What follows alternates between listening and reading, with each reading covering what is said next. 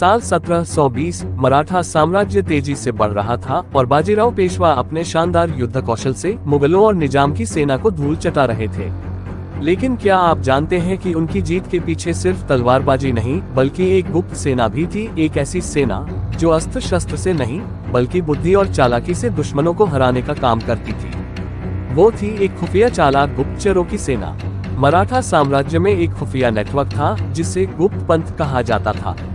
ये कोई साधारण जासूस नहीं थे बल्कि वे आम नागरिकों के बीच छिपे हुए योद्धा थे, कभी व्यापारी बनकर, कभी साधु के भेष में और कभी दुश्मन की सेना में सैनिक बनकर रहते थे।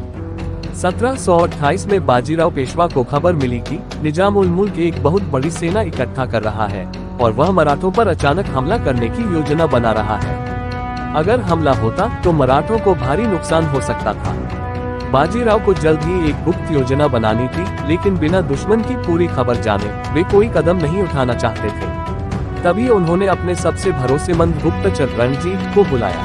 रणजीत एक कुशल जासूस था जिसने कई बार मराठों के लिए अहम जानकारियां जुटाई थी। रणजीत ने अपने कुछ जासूसों के साथ निजाम की राजधानी औरंगाबाद की ओर कूच किया।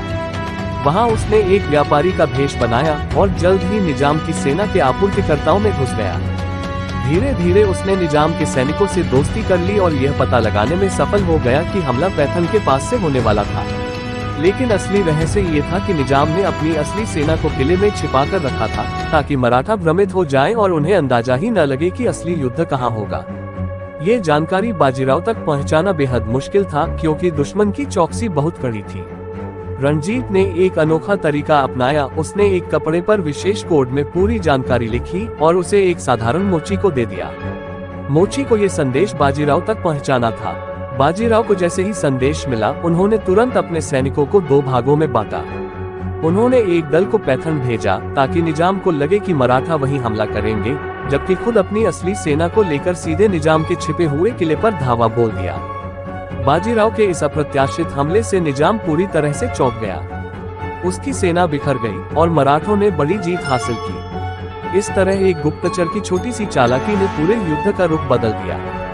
ये सिर्फ तलवारों की लड़ाई नहीं थी बल्कि बुद्धि और गुप्तचर कौशल का बेहतरीन उदाहरण था।